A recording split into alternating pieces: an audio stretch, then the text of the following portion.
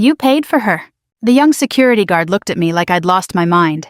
I remember the baby crying louder than anything else in that little security office behind Walmart. Loud enough to cut through the buzzing fluorescent lights. Loud enough to drown out the judgment in the room. The woman holding him looked exhausted, pale, thin. Her dark hair was damp from the rain outside, hanging in tangled strands against her cheeks. And sitting on the metal table between us was the evidence of her crime. 2 cans of baby formula, a box of diapers, baby wipes, 1 small jar of applesauce. The total came to $148.22. The older security officer crossed his arms. She concealed the merchandise and attempted to leave the store, he said flatly. That's shoplifting. The woman lowered her eyes. The baby kept crying. I don't know why that sound hit me the way it did. Maybe because I'd spent 20 years in the Navy hearing every kind of human pain imaginable. Maybe because at 42 years old, living alone in a quiet house outside Fayetteville, North Carolina, silence had become something I feared more than noise. Or maybe because the woman didn't look like a criminal. She looked ashamed. There's a difference. I reached into my purse and pulled out my debit card. I'll pay for it. Both guards blinked. The younger one frowned. Ma'am, you don't have to do that. I know. The older guard studied me carefully. You know her. And that was the moment the lie came out. She's my sister. The woman looked up so fast I thought she might cry. But she didn't. She just stared at me. I signed the receipt quietly while the cashier behind the desk rang everything up again. $148.22. I remember the number because I lived carefully after retirement. I wasn't wealthy. My Navy pension paid the bills, but not much more. $150 wasn't nothing to me. Still, a hungry baby shouldn't pay for adult mistakes. The older guard finally sighed. All right, he muttered. Take the merchandise and go. The woman clutched the baby tighter against her chest. Thank you, she whispered. Her voice surprised me. Soft. Educated. Not the voice people expected from a homeless woman. Outside, rain drizzled across the Walmart parking lot. The sky had already turned dark, though it was barely 6 in the evening. I walked with her beneath the yellow glow of the parking lot lights. Up close, I noticed more details. Her coat was worn and cheap, but beneath it the collar of her sweater looked expensive once. Her posture was straight despite exhaustion. Her fingernails were clean even though her shoes were soaked through. Military families notice details. It becomes instinct after enough years. You don't have to explain anything to me, I told her. She adjusted the baby against her shoulder. He's teething, she said quietly, almost apologetically. The baby had finally stopped crying. His tiny fist clung to her sleeve. What's his name? Oliver. He's beautiful. Her eyes watered then, just slightly. Not dramatic tears, just the kind people fight hard to hide. For a moment she looked like she wanted to say something more. Instead, she simply extended her hand. My name is Emily. I shook it. Grace. Her hand was freezing cold. You shouldn't have done that, she said softly. I glanced toward the Walmart entrance where people still moved in and out with shopping carts and grocery bags like nothing important had happened. A baby needs formula more than Walmart needs another $150. That almost made her smile. Almost. Then she surprised me again. I'll pay you back someday. I let out a quiet laugh. No, you won't. You don't know me. No, I admitted I don't. Rain tapped lightly against the parked cars around us. A pickup truck rumbled through the lot nearby. For some reason, neither of us moved. Then I noticed something strange. She kept looking over her shoulder. Not casually. Nervously. Like she was afraid someone might appear. You okay? I asked. Her expression changed instantly. Too quickly. The kind of emotional shift people learn after living with fear. I'm fine. I knew that answer. Military women know that answer? We hear it from soldiers after funerals. From wives with bruises hidden beneath makeup. From veterans sitting alone at VFW halls pretending whiskey fixes nightmares. I studied her carefully. You got somewhere safe tonight. She hesitated too long. That told me enough. There's a women's shelter near Bragg Boulevard, I said. Safe place. Good people. She nodded politely, though I could tell she probably wouldn't go. People carrying shame rarely walk toward help. They hide from it. I understood that better than most. My divorce 5 years earlier had nearly hollowed me out. Not because my husband cheated, but because after 20 years of military life I realized I no longer knew who I was without service structure or obligation. Some nights my house felt so quiet it physically hurt. You learn strange things about loneliness after 40. Emily glanced down at Oliver sleeping against her chest. Then she looked back at me. Why did you say I was your sister? The question caught me off guard. I thought about it honestly before answering. Because nobody deserves to stand alone in a room like that. For the first time, emotion cracked fully across her face. Not relief. Not gratitude. Pain. Deep pain. The kind that had been building for years. She swallowed hard and looked away before she lost control of herself. Then very gently she squeezed my hand once. No dramatic speech. No tears. No promises. Just one quiet gesture from a broken stranger standing in the rain outside Walmart. A few seconds later, she walked away carrying her baby and those plastic grocery bags like they weighed 100 pounds. I watched her disappear across the far end of the parking lot. Not toward the bus stop. Not toward the road. Toward an older silver Honda parked near the edge of the lot. One rear window was covered with cardboard. My chest tightened. She and that baby were living in that car. Emily carefully opened the passenger door and climbed inside with Oliver. The dome light flickered briefly, illuminating her exhausted face one last time, before the car went dark again. Then she was gone. I stood there in the rain much longer than I should have. Something about her bothered me. Not fear. Not pity. Recognition. Like somewhere beneath the dirt, exhaustion and silence. Life had once handed that woman every opportunity imaginable before taking it all away. And I couldn't shake the feeling that her story wasn't over yet. Not even close. 2 weeks later, somebody knocked on my front door at 8:30 in the morning. Not rang the bell. Knocked. 3 firm hits. Military style. I looked up from my kitchen table, still halfway through my coffee.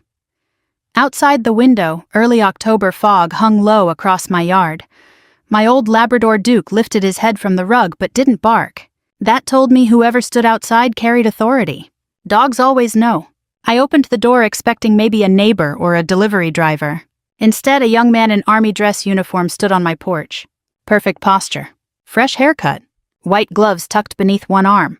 Ms. Grace Miller. Yes. He handed me a sealed envelope. For you, ma'am. The return address meant nothing to me at first. Whitaker Estate, Raleigh, North Carolina.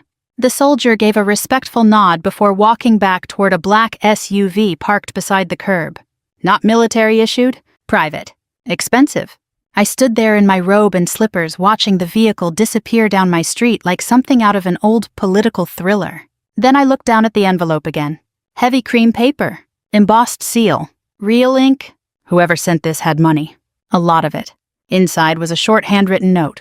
Ms. Miller, my family and I would be honored if you would join us for dinner this Friday evening. There is something important we wish to discuss with you personally.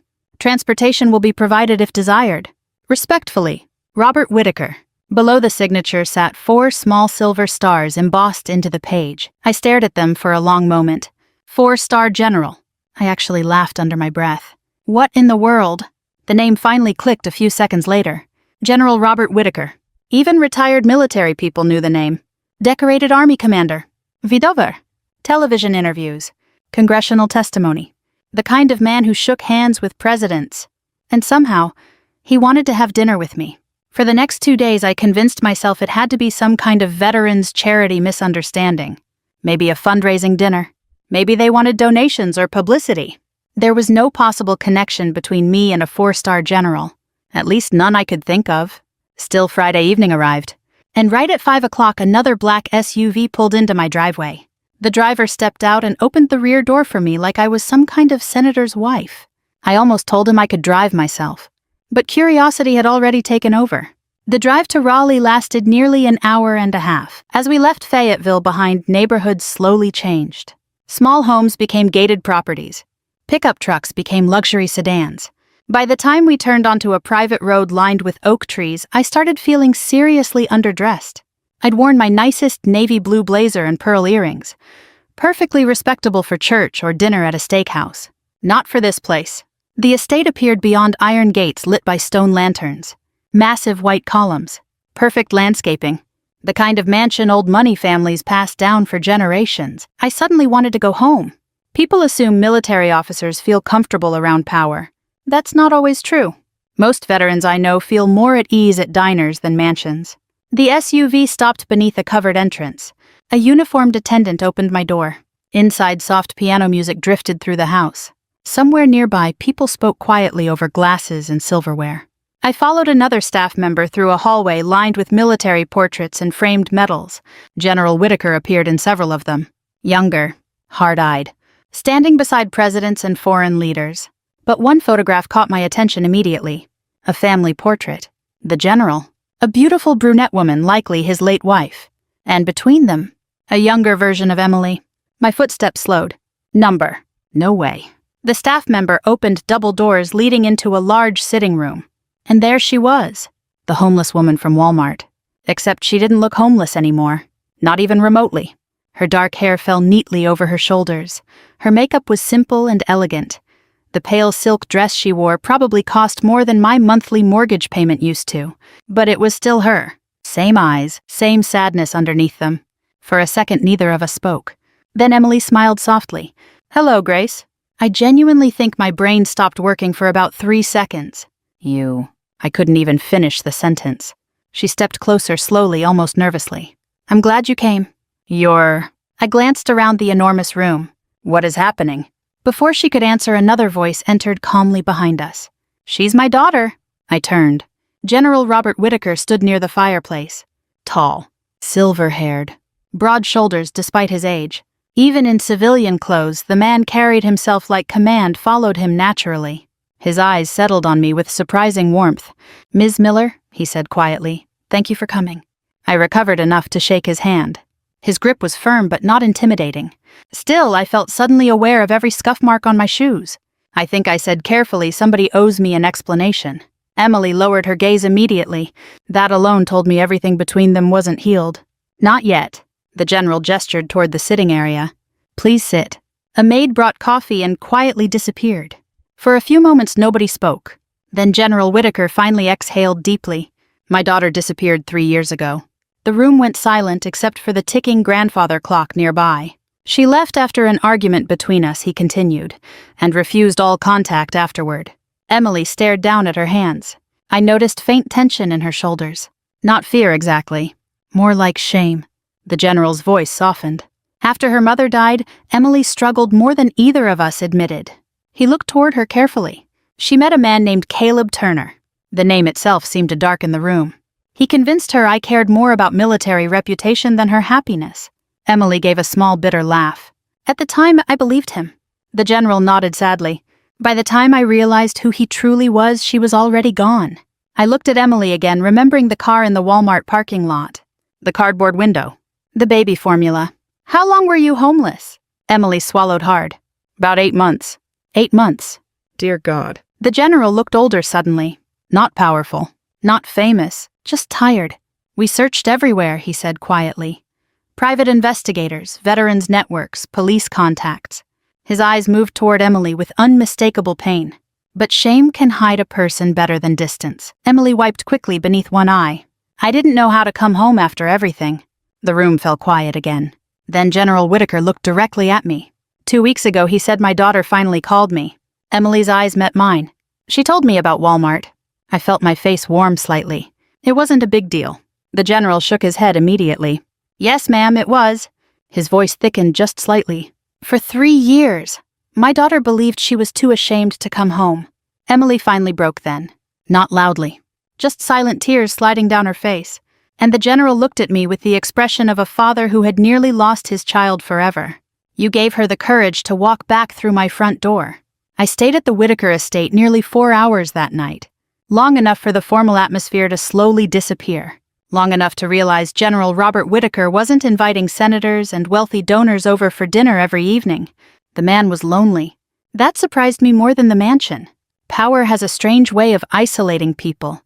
I'd seen it happen to high-ranking officers during my Navy years.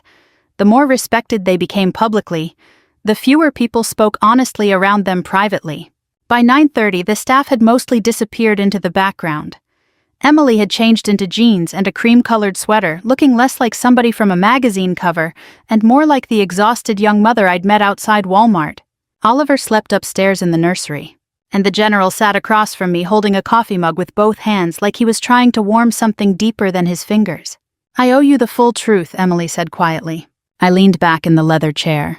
"You don't owe me anything." "Yes," she said, "I do." The general didn't interrupt. That told me he already knew what was coming. Emily stared into her coffee for several seconds before speaking again. When my mother died, everything changed in this house. Her voice remained calm, but barely.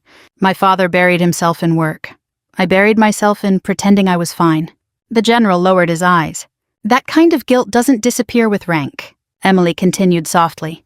I met Caleb 6 months later. I already disliked the man and I hadn't even seen his face. He was charming, she admitted. Funny, confident. Nothing like the military men I grew up around. I nodded slowly. I'd heard versions of this story before. Not from wealthy women specifically. From lonely women. Those are different things. At first, she continued, he made me feel understood. Her mouth tightened slightly. Then little things started changing. The general quietly stood and walked toward the fireplace, listening without speaking. Emily kept going. He didn't like my father. That feeling was mutual, the general muttered dryly. Despite the heaviness in the room, I almost smiled. Emily did too, faintly. Caleb used to tell me my father only cared about image, she said. That military families don't know how to love normally. I noticed her hands trembling slightly now. He kept saying, wealthy people only help others when cameras are watching. I leaned forward carefully. That's how emotional isolation starts. Emily looked at me immediately. You understand it. Unfortunately, I'd spent enough years around military spouses, abuse shelters, and struggling veterans to recognize manipulation almost instantly. Real predators rarely begin with cruelty. They begin with comfort. He slowly pushed everybody out of my life, Emily admitted. Friends first, then extended family, then eventually my father. General Whitaker remained standing by the fireplace staring at the flames. I warned her about him, he said quietly. Emily nodded. I know. The general's jaw tightened. But I warned her like a commander, he admitted. Not like a father. Nobody spoke for a few seconds after that. That sentence alone explained years of damage. Emily exhaled shakily. The night I left home, she said we had a horrible fight. The general closed his eyes briefly. He told me if I walked out with Caleb, I was making the biggest mistake of my life. And I told him I hated him. Silence settled over the room. I looked between them and suddenly understood something painful. Neither one had stopped loving the other. They'd simply stopped knowing how to reach each other. Emily wiped beneath one eye. I thought Caleb loved me enough to protect me from everything. Her laugh this time sounded hollow. Turns out he mainly needed somebody to pay his bills. The general finally sat back down heavily. He drained her savings within a year, he said, then began opening accounts in her name. I frowned. Fraud. Emily nodded weakly. Small things at first, credit cards, loans, excuses. Then came the part I'd already suspected. He started getting angry after Oliver was born. Her voice nearly disappeared on that sentence. I kept mine calm. Did he hit you? Emily hesitated. That hesitation answered everything. The general's face hardened instantly, though he stayed silent. Military fathers know violence, even when they can't stop it. Not at first, Emily whispered. I felt anger rise slowly inside my chest. Cold anger. The kind that settles quietly instead of exploding. Eventually, she continued, he stopped pretending completely. The room felt smaller now. He'd disappear for days, gamble money, scream at me for asking questions. She swallowed hard. Then one night he told me Oliver and I were ruining his life. The general looked like somebody had physically punched him. Emily stared down at her lap. A week later, he left. No dramatic tears. No breakdown. That's how you know pain has lasted too long. People over 60 watching this story would understand that kind of exhaustion deeply. Life eventually teaches you there are wounds too old for theatrics. Why didn't you come home then? I asked gently. Emily's eyes filled again. Because my father warned me. The general flinched almost invisibly. I thought if I came back... She whispered he'd look at me and say, I told you so. The old man spoke immediately. I would never, but I believed you would. That silence afterward felt heavier than any argument. I thought about the silver Honda in the Walmart parking lot, the cardboard-covered window, the crying baby. And suddenly I understood something important. Emily Whitaker hadn't become homeless because she lacked money. She became homeless because shame convinced her she no longer deserved love. That realization made me angrier than Caleb himself. I leaned forward slightly. Where is he now? Both of them looked at me. Caleb, I clarified. Emily shook her head. I don't know. But the general answered quietly, I do. That surprised her. The general's expression darkened. I had investigators continue searching after Emily came home. Of course he did.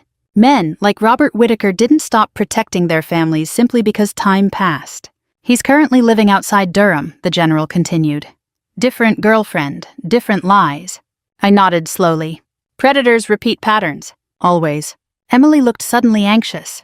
Dad, but the general's eyes remained on me. He's done this before. How many women, I asked. At least 4 we know about. I sat back carefully. There it was. Not just a bad man, a practiced one. The general folded his hands together. Legally, he said calmly, there's very little we can currently prove. I looked toward Emily. She still carried guilt in every movement, still blamed herself for surviving him. And that bothered me deeply, because people like Caleb only survive when decent people stay quiet out of embarrassment. I spent 20 years serving beside good men and women who protected strangers they'd never meet again. I wasn't about to sit quietly while some coward continued destroying vulnerable women. I looked directly at Emily. Listen to me carefully. She met my eyes. Being deceived by evil does not make you weak. Tears slid silently down her cheeks. Then I looked toward the general. And men like Caleb Turner only survive because nobody finally stands up and says enough. The old soldier stared at me for a long moment. Then slowly, for the first time all evening, General Robert Whitaker smiled. The first thing I learned after 20 years in the Navy was this. Real predators count on exhaustion. They don't target strong people because they enjoy challenge. They target wounded people because wounded people apologize while being robbed. That thought stayed with me all week after my dinner at the Whitaker estate. I tried pretending the situation wasn't my business. I really did. I walked Duke every morning through my neighborhood outside Fayetteville. I attended my veterans support meetings twice that week. I changed the oil in my old Ford Explorer myself because retirement teaches you strange forms of stubborn independence. But every quiet moment brought me back to Emily sitting in that Walmart security office holding her crying baby. And every time I remembered her apologizing for stealing formula, I got angry all over again.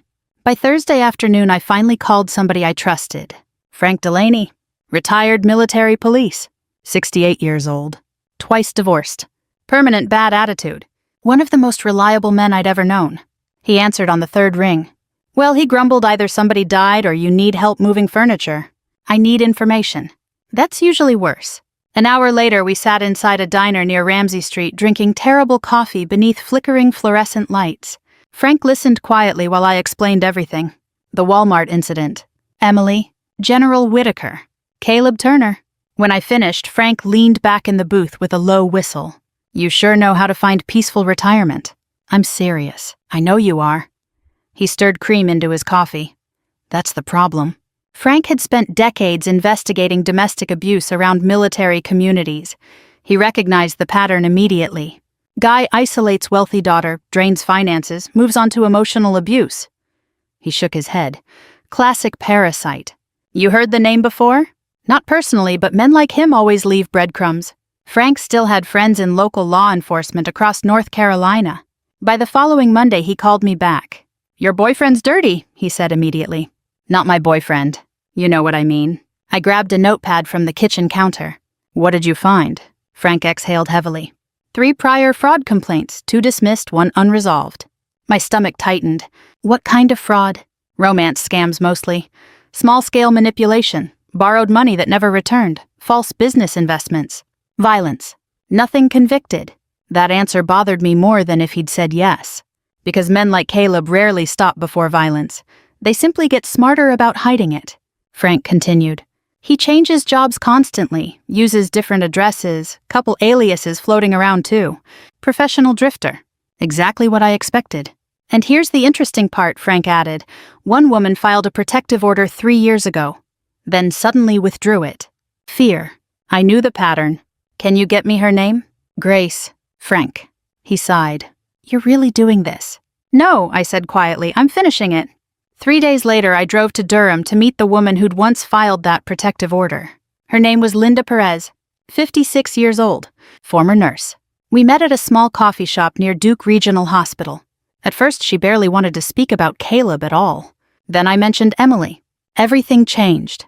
Linda stared into her tea for nearly a minute before speaking. He always knows who to choose, she said softly. I stayed quiet. He picked me after my husband died. There it was again. Loneliness. Grief. People like Caleb can smell emotional vulnerability the way sharks smell blood. Linda gave a humorless laugh. At first, he made me feel visible again. I nodded slowly. Then he started borrowing money. Small amounts, she shrugged bitterly. then bigger ones. Did he hurt you? She hesitated. That answer again. Yes. The coffee shop suddenly felt too warm. Linda rubbed her wrist unconsciously. He never punched my face, she whispered. Men like him know exactly where not to leave bruises. My jaw tightened hard enough to hurt. And the police? They needed proof. That sentence right there explained half the tragedy in America. Proof. As though fear itself isn't evidence enough sometimes, Linda looked at me carefully. Why are you asking now? Because he almost destroyed somebody else. Almost. I thought about Emily returning home. About Oliver sleeping safely upstairs. Not this time. Linda stared at me for several seconds. Then something softened in her expression. You military? Retired Navy. She smiled faintly. That explains the eyes. The eyes. You look calm while planning something dangerous. I actually laughed at that. Maybe because she wasn't wrong. That Friday evening, I drove back to the Whitaker estate for the first time since dinner. Emily opened the door herself. She looked healthier already. Still fragile, but healthier. The general joined us in the library a few minutes later. I handed him a folder. Inside sat copies of everything Frank helped uncover. Fraud complaints, addresses, witness statements, patterns. The old general flipped through the pages silently. His face hardened more with every document. Emily sat beside me reading over my shoulder. Halfway through, she suddenly whispered, "Oh my God." One of Caleb's former girlfriends looked barely older than 25. Another had 2 children. Another had filed bankruptcy. The general closed the folder carefully. How many women? Emily asked weakly. At least 4 confirmed, I said. Her face crumpled with guilt. I should have stopped him. No, I answered firmly. You survived him. There's a difference. The general nodded slowly in agreement. Then he surprised me. What do you intend to do now? Not what should we do. What do you intend to do? Military people understand initiative. I leaned back calmly. I want Caleb scared. Emily looked startled. The general did not. I'm listening, he said. I folded my hands together. Men like him operate through confidence. They believe nobody will challenge them publicly. The general's eyes narrowed slightly. And I think it's time he realizes somebody finally will. Sunday night, Emily and I drove together to a bar outside Durham called Rusty Nail Tavern. According to Frank, Caleb practically lived there lately. The place smelled like stale beer and old cigarettes. Country music hummed softly from a jukebox near the pool tables. Emily looked nervous beside me. You don't have to do this, I reminded her quietly. Yes, she whispered, I do. Then the front door opened, and Caleb Turner walked inside. Tall, good-looking in a cheap, rehearsed kind of way. Confident grin. Leather jacket. The kind of man who spent his entire life learning how to mirror whatever women wanted to see. At first, he didn't recognize Emily. Then he did. I watched the exact moment his confidence cracked. Not because she looked wealthy. Because she looked protected. Healthy. No longer isolated. Caleb slowly approached our table. Well, he said carefully, didn't expect to see you again. Emily's hands trembled slightly beneath the table. I noticed. So did Caleb. Predators always notice fear. Then his eyes moved toward me. And who's this? I stood calmly. Grace Miller. He smirked faintly. Friend of yours? No, Emily answered quietly. Family. Something dangerous flickered behind his smile then. He looked me over dismissively. You military? Retired Navy. He chuckled under his breath. That explains the attitude. I smiled politely. That explains yours too. His expression tightened. For the first time all evening, Caleb looked uncertain. Good. I stepped slightly closer. You picked the wrong woman to prey on, I said softly. Then I held his gaze long enough for him to understand something very clearly.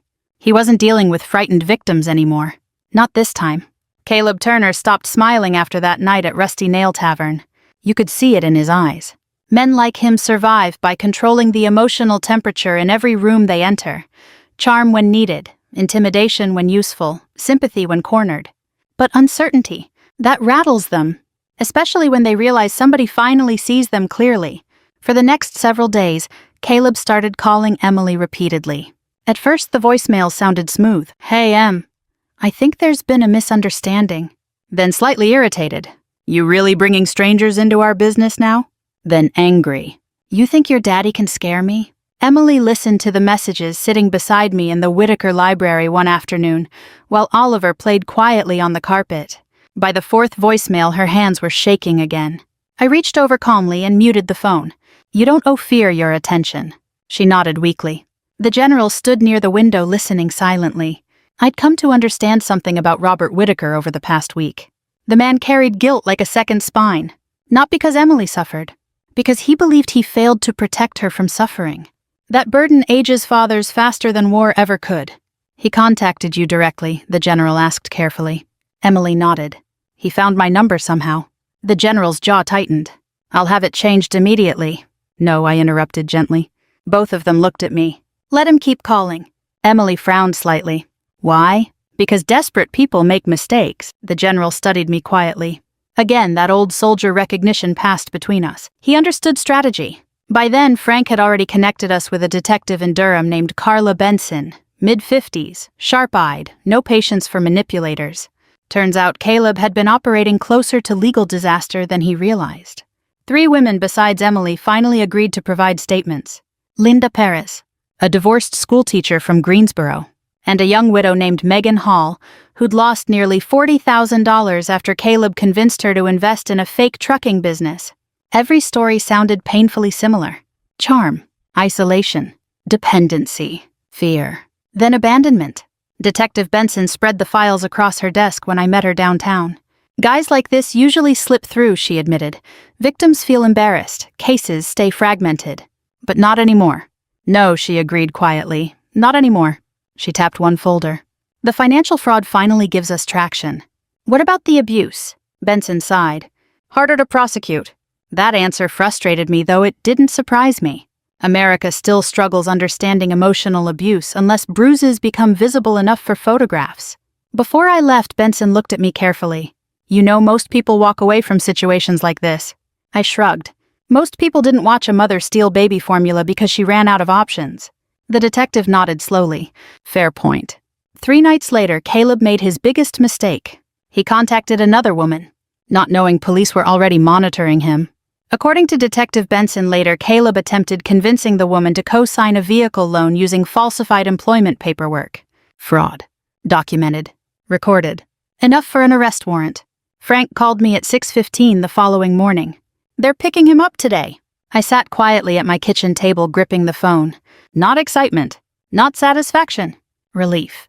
Because predators rarely stop voluntarily. They escalate until somebody finally forces the world to see them clearly. Where, I asked? Apartment complex outside Durham. I hesitated. Then, Emily should be there. Frank went silent briefly. You sure? Yes. Some endings matter.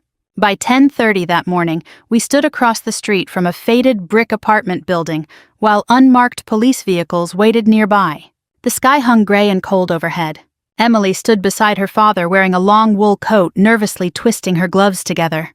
Oliver stayed back at the estate with a nanny. General Whitaker looked calm externally, but I noticed his fists opening and closing slowly beside him. Combat veterans recognize adrenaline in each other immediately. You okay? I asked quietly. The old general gave a short breath of a laugh. I've negotiated military operations with less stress than this. That nearly made me smile. Then Detective Benson's voice crackled through a nearby radio. Target exiting. Caleb stepped outside holding a paper coffee cup. Completely relaxed. Completely unaware. For one brief second, I saw the exact man Emily once fell in love with. Confident. Attractive. Easy smile. Then police moved in from both sides. The coffee hit the pavement first. What the hell is this? Caleb snapped, jerking backward. Detective Benson approached calmly. Caleb Turner, you are under arrest for financial fraud and identity-related offenses. His entire demeanor changed instantly. Not fear. Calculation. His eyes scanned every direction, searching for escape advantage manipulation. Then he saw Emily, standing beside her father, and beside me. For the first time since this began, Caleb looked genuinely shaken. Emily? No, she said immediately. Her voice surprised even her. Strong. Steady. The officers moved closer while Benson read charges. Caleb ignored them completely. His eyes stayed locked on Emily. I can explain everything. Classic. Always explanation before accountability. Emily stared at him quietly for several seconds. Then something remarkable happened. The fear disappeared from her face. Not because Caleb changed. Because she finally understood she wasn't alone anymore. You said nobody would ever want me back, she told him softly. Caleb's expression tightened. You manipulated me, she continued. You isolated me. You made me ashamed of needing help. People passing nearby slowed to watch. Apartment windows opened. Nobody interrupted. Emily took one slow breath. But you know what you were wrong about. Caleb remained silent. My father never stopped loving me. Out of the corner of my eye, I saw General Whitaker lower his head slightly. That sentence hit him hard. Caleb glanced toward the general with open resentment. Then toward me. Recognition finally settled fully across his face. Not of power, of failure. He understood something now. Emily had escaped him. Completely. You turned her against me, he snapped at me bitterly. I looked at him calmly. No, I answered. You did that yourself. One officer stepped forward with handcuffs. Caleb's confidence vanished completely then. No charm. No swagger. Just anger. Small men always look smallest when control disappears. As police guided him toward the vehicle, he twisted once more toward Emily. You think these people care about you now, he spat. Emily surprised all of us with her response. They cared about me when I had nothing. That shut him up. Completely. The car door closed. And just like that, the man who spent years controlling frightened women disappeared behind reinforced glass. Gone. The parking lot fell quiet afterward. General Whitaker exhaled heavily beside me. Not victory. Release. Emily stood motionless for several seconds, watching the police cars drive away. Then suddenly she started crying. Not dramatic sobbing. Just deep, exhausted tears from somebody finally setting down years of fear. Her father stepped toward her carefully, almost cautiously, like he worried she might still pull away. But this time, Emily moved first. She wrapped both arms around him and buried her face against his chest like a little girl again. And for the first time since I met him, General Robert Whitaker broke down crying too.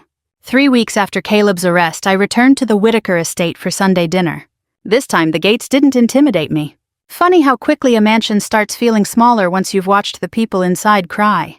The air had turned colder across North Carolina by then. Orange leaves scattered across the long driveway as I parked beside the front entrance. Somewhere in the distance, wind moved softly through the oak trees surrounding the property. For the first time since meeting them, the house didn't feel heavy. Still quiet. Still formal in places. But lighter somehow. Healing changes the atmosphere of a home. You can feel it before anybody even speaks. Emily opened the door before I knocked. You brought pie, she said immediately, smiling at the aluminum tray in my hands. Store-bought, I warned her. Perfect. Dad burns everything except military coffee. I heard that General Whitaker called from somewhere deeper in the house. I laughed before stepping inside. The general appeared a few seconds later wearing jeans and a dark sweater instead of a suit jacket. Without the polished public image, he looked more his age now. Older. Softer. Human. And honestly, I think that was healthier for him. Grace, he said warmly, good to see you. He hugged me. Not a handshake. Not military politeness, a real hug. That probably would have shocked half the Pentagon 20 years ago. The smell of roast chicken drifted from the kitchen while soft jazz played somewhere nearby. Upstairs, I could hear Oliver fussing faintly through a baby monitor. Normal family sounds. Simple things. The kind many people take for granted until life nearly destroys them. Dinner itself wasn't fancy despite the setting. Roasted vegetables, chicken, mashed potatoes, sweet tea. Honestly, it reminded me more of a church potluck than some wealthy formal gathering. And that was exactly why I liked it. Halfway through dinner, Emily suddenly looked toward her father. I told Grace what happened after Mom died. The general set down his fork slowly. All of it. Most of it. A shadow crossed his expression.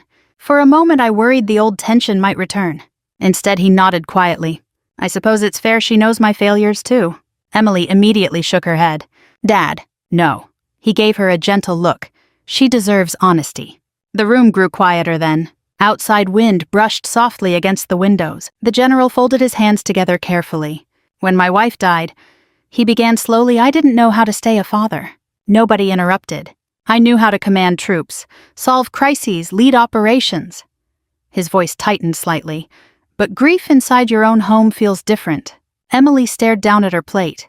The general continued quietly. I thought structure would protect us. That sentence alone explained so much. Military men from his generation often survived life through discipline. Emotion came second, sometimes third. I pushed Emily too hard after the funeral, he admitted. I mistook obedience for healing. Emily's eyes filled immediately. You were hurting too. Yes, he said softly, but I was still your father. Silence settled around the table. Not uncomfortable silence. Truthful silence. The kind families reach only after years of avoiding difficult conversations. Then the general looked directly at his daughter. "I owe you an apology." Emily blinked rapidly. "I should have listened more," he said, and commanded less. That one nearly broke me. Because older American audiences understand something younger people often miss. Real apologies become harder with age, not easier. Especially from proud men. Emily finally wiped beneath her eyes. "I thought you only cared about reputation." The general's expression crumpled slightly. "Emily," he whispered, "I searched every homeless shelter in 3 states. The room went still. He looked away briefly before continuing. "When winter came," his voice roughened, "I used to wake up at night wondering if you and Oliver were cold somewhere." Emily covered her mouth immediately. I quietly looked down at my plate to give them privacy. Some grief deserves dignity. Then I heard a chair scrape softly. Emily stood and walked around the table toward her father. This time there was no hesitation between them at all. She wrapped her arms around him tightly, and General Whitaker held onto his daughter like a man finally allowing himself to stop being strong. I glanced toward the kitchen window while they cried together quietly. Not because I felt awkward, because moments like that should remain partly private even when witnessed. After a while, Emily laughed weakly through tears. Mom would yell at us for ruining dinner. That finally broke the tension completely.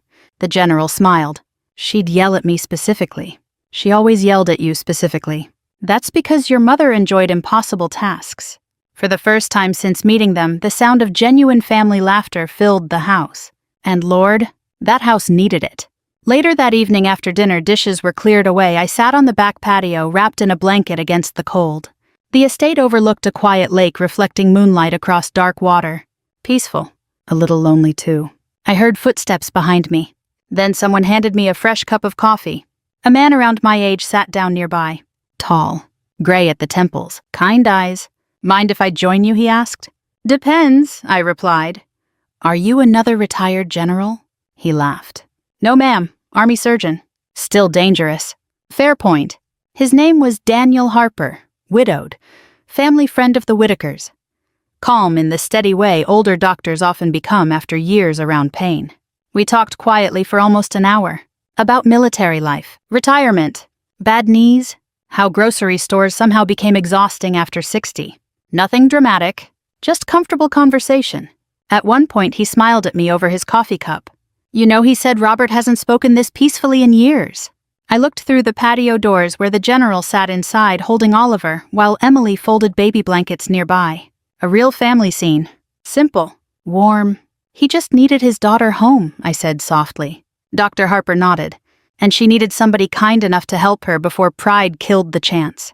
That stayed with me. Because pride destroys more families in America than poverty ever will. Before I left that night, Emily walked me to my car. Cold air drifted through the driveway while porch lights glowed softly behind us. She hugged me tightly before I opened the door. "You saved my life," she whispered. I shook my head gently. "Number." She frowned slightly. I smiled. "You decided to come home. That part was yours." Emily looked toward the house where her father stood watching from the front doorway holding Oliver against his shoulder. Then she looked back at me. "You gave me the courage to do it." Winter arrived quietly that year, not with dramatic snowstorms or icy highways. Just cold mornings, bare trees, and the kind of silence that settles gently over North Carolina after Thanksgiving. By December, life had changed for all of us in ways I never could have imagined the night I walked into Walmart for dog food and coffee filters. Funny how ordinary moments become turning points. Emily had moved into a smaller guest house on the Whitaker property instead of staying inside the mansion itself.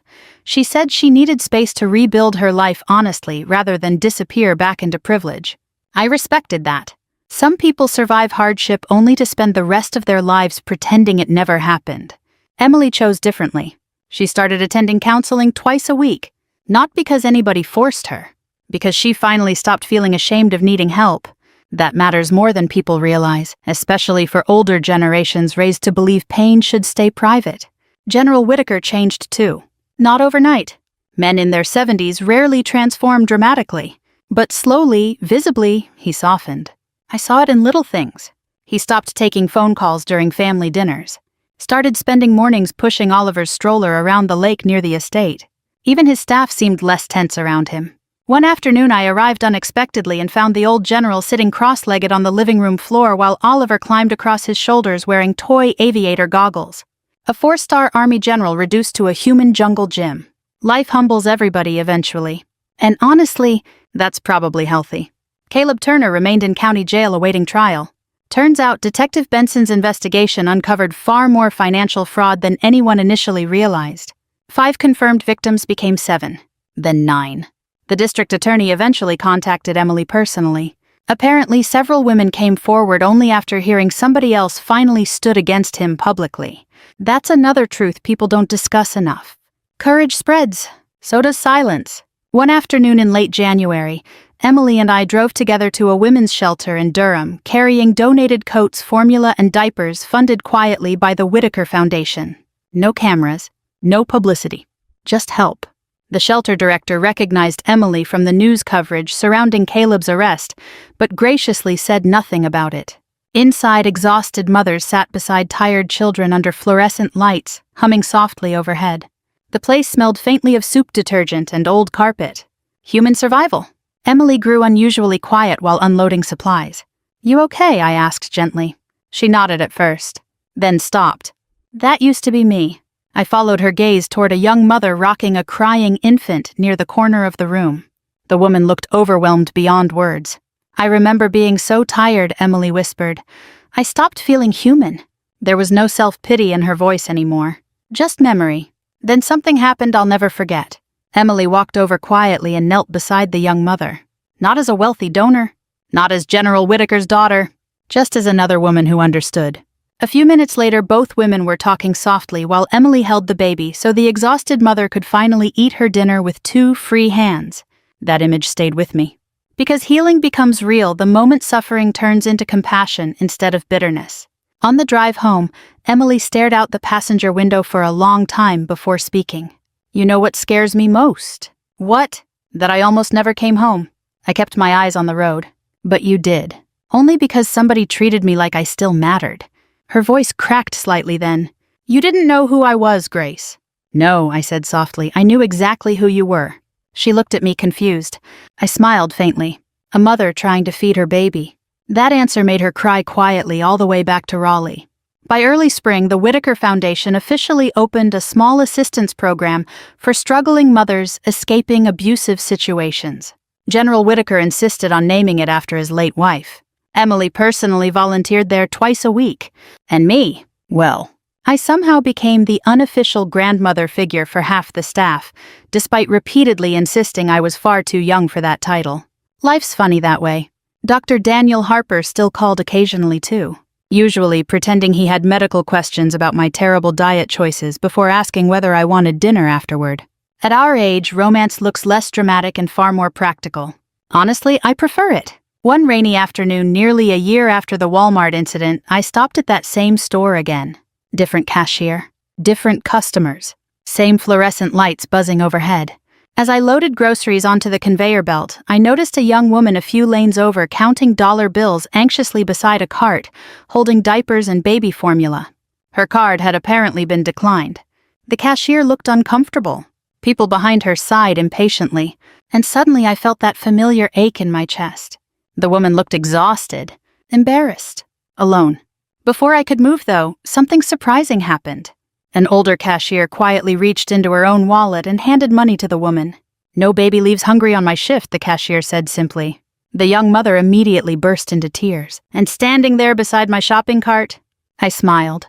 Because kindness works that way sometimes. It keeps traveling, from one tired soul to another, long after the original moment has passed.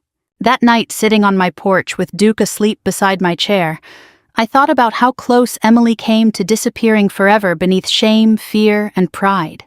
And I thought about how many people around us carry invisible battles every single day.